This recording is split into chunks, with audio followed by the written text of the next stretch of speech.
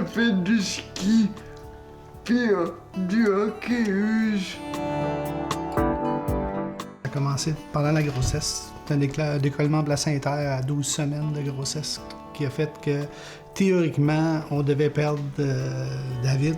Finalement, le placenta s'est recollé et puis la grossesse a continué normalement. Ça serait probablement à ce moment-là que les dommages se sont faits. Le reste du déroulement de la grossesse, c'est bien fait, sauf avec un retard de croissance. Et puis, ça a fini avec des prééclampsies sévères à 30 semaines et puis une césarienne d'urgence à Sainte-Justine. Un petit bout de 3 livres. Sur le coup, on s'en est pas vraiment rendu compte. Ça s'est vraiment arrivé au niveau du développement du bébé, où il devait se tourner du dos au ventre. On réalisait qu'il prenait un retard, qu'il y avait de quoi qui marchait pas. Le diagnostic est tombé d'une paralysie cérébrale. À ce moment-là, il y avait pas encore 1 an.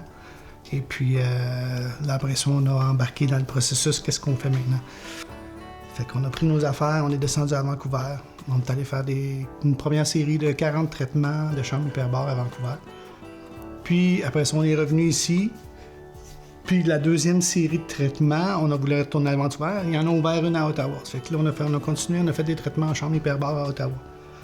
On a fait deux autres séries de 30 traitements.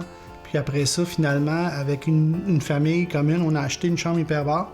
Puis on a continué à faire des traitements. On a fait à peu près 260 traitements de chambre hyperbare. Ça a changé beaucoup au niveau de l'éveil. Au niveau du développement mental, ça l'a changé. C'était incroyable. Après la première série de 30 traitements, là, il y a tous des concepts qu'ils ne comprenaient pas, mais qui ne marchaient pas. On parle de 30 traitements, là, à 40 traitements en 1 mois. En moins d'1 mois, là, il y a eu une évolution faramineuse. Avant, on lui lançait un ballon, puis il n'y avait aucun réflexe. Il n'y avait rien. Puis en revenant de ce mois de traitement-là, il nous relançait le ballon, il placotait, il faisait du bruit. Avant, on avait une poupée de porcelaine, on est passé avec un petit gars un petit peu tannant, mais non, ça faisait du bien, c'était le fun. Les Fréquentes Écoles, c'est une école spécialisée. C'est un choix qu'on a fait parce qu'il y avait besoin de beaucoup de thérapie, de physio, d'ergo, parce qu'évidemment, la parole, c'est pas venu tout de suite. La communication a été difficile, ça c'était sûr, parce que sa condition affecte tous ses muscles de son corps, donc la langue, tout. Fait que d'apprendre à contrôler ça, ça a été ardu, donc il y a eu beaucoup de problèmes de communication, ça a pris du langage des signes, des pictogrammes et puis tout ça. Fait que ça prenait beaucoup d'encadrement puis d'experts autour. Puis on allait beaucoup à l'hôpital. On allait beaucoup à l'hôpital aussi. Fait qu'évidemment, on a fait un choix de l'envoyer dans une école spécialisée qui est à Montréal. Fait que c'est des écoles où les ergos, les physios, orthophonistes sont présents en permanence. Toutes les adaptations pour ces équipements, les fauteuils roulants, sont tous présents à même l'école. Donc, c'était vraiment un choix de stratégie peut-être pour qu'il y ait le plus de services possible, puisque ici, sur la Rive-Sud, il n'y avait rien du tout.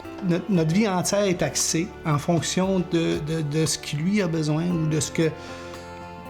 C'est toujours, oui, on va faire des choses pour nous, mais souvent, ça va être plus pour nous, mais en même temps pour lui. Donc, c'est vraiment partie intégrante de notre vie tout le temps. C'est plus qu'un enfant normal à ce moment-là, parce que là, vraiment, il faut toujours penser à... Les conditions, si on fait ça, il faut penser à lui, comment on va organiser ça. Et puis, il y a tout le temps la stratégie de voir comment on va s'y prendre pour arriver à faire de quoi pour que ce soit le fun pour tout le monde, ou que ce soit plaisant, ou que la vie roule, puis que lui, il ait son compte dans tout ça.